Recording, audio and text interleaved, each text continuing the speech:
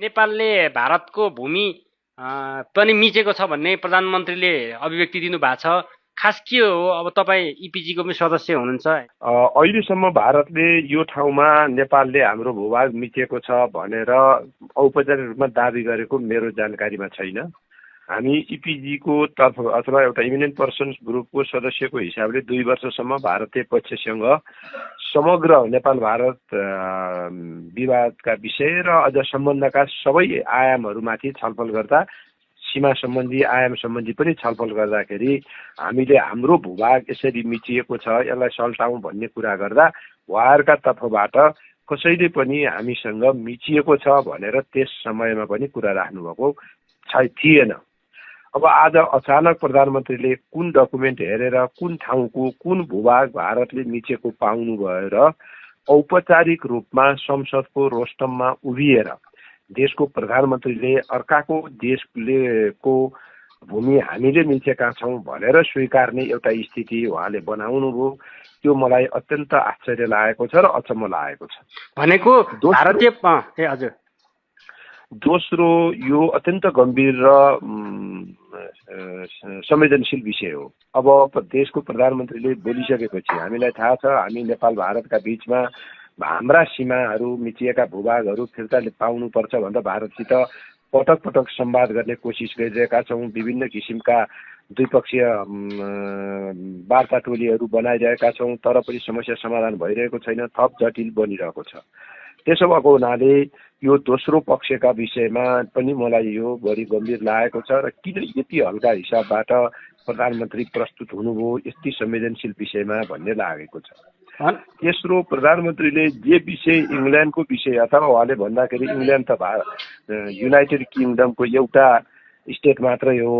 त्यसो हुँदा United kingdom जो हिजोको ब्रिटिस उपनिवेश थियो, भारत पाकिस्तान बङ्गलादेश श्रीलङ्का लगायतका मुलुकहरूमा उपनिवेश जमाइरहेको मुलुक थियो, त्यो कालको विवाद भएको हुनाले हामीले इङ्ल्यान्डसित पनि कुराकानी गरिरहेका छौँ भनेर भन्नुभयो।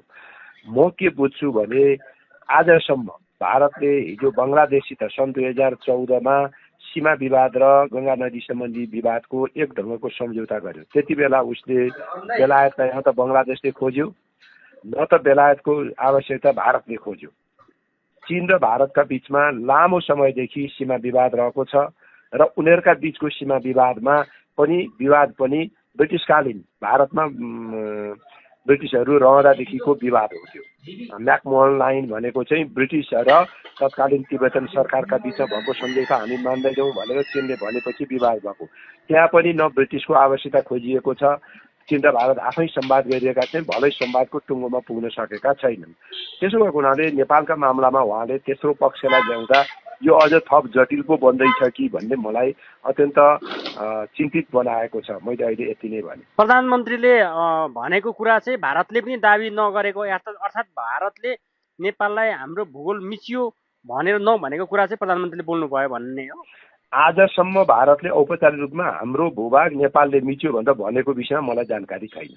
परराष्ट्र तहमा मात्रै पनि भनेको छैन या त्यो तपाईँहरूको संवादमा इन्फर्मल अब हाम्रो संवादमा पनि कहीँ पनि कुराकानी भएको छैन। त्यो विषय उहाँहरूले हामीलाई विषय बनाएर छलफल गर्नु भएन। हामीले 2 वर्ष नेपाल भारत सम्बन्धका बारेमा छलफल गर्दा तपाईँहरूको अध्ययनको विषयमा पनि यो चाहिँ भारतले नेपालको सीमाना मिचेको छ भन्ने चाहिँ छैन। अब भनेको अब यो चाहिँ यसले सल्युसन गर्ने भन्दा पनि उहाँले सल्युसन गर्छु भन्ने कुरालाई भाइ मिलेर साथीका रूपमा मिल्ने भन्ने कुरा गर्नुभएको थियो।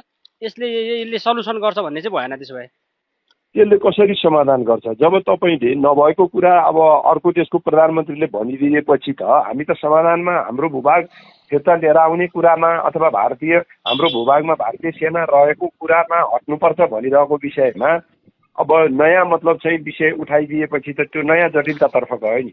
अगाडि चाहिँ के देख्नुहुन्छ सम्भावना? अब यसले चाहिँ यो अभिव्यक्ति पछिको सम्भावित चाहिँ घटना चाहिँ के हुनु? होइन, यसले त अब राष्ट्रियताको मामलामा जसले चाहिँ सबभन्दा भूभागको संरक्षणको प्रमुख अभिभावक त्यो जिम्मेवारी बोक्नुपर्ने व्यक्ति स्वयं आज त्यो खालको बुझाइमा हुनुहुन्छ र त्यो खालको अभिव्यक्ति दिएर हिँड्नुहुन्छ भने त्यसले के असर पार्ला सो त बुझिहालिन्छ। त्यसले नेपालको हितमा, देशको हितमा, हाम्रो भौगोलिक टेरिटोरियल मतलब चाहिँ इन्टिग्रिटी र टेरिटोरियल सेक्युरिटीको मामलामा यसले सकारात्मक भूमिका खेल्दैन। यसको जस्तो अब सल्युसनको चाहिँ अब तपाईँहरूले पनि एउटा रिपोर्ट त तयार पारेर दिनुभएकै छ होइन? यो अभिव्यक्तिलाई करेक्सन चाहिँ कसरी हुन सक्छ?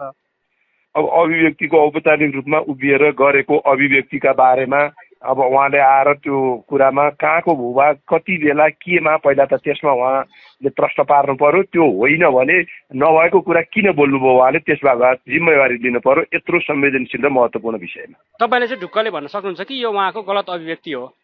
यो अभिव्यक्तिले नेपालको राष्ट्रिय हितको संरक्षण अथवा राष्ट्रिय हितको रक्षा गर्दैन। हुन्छ, हस्, धन्यवाद। धन्यवाद।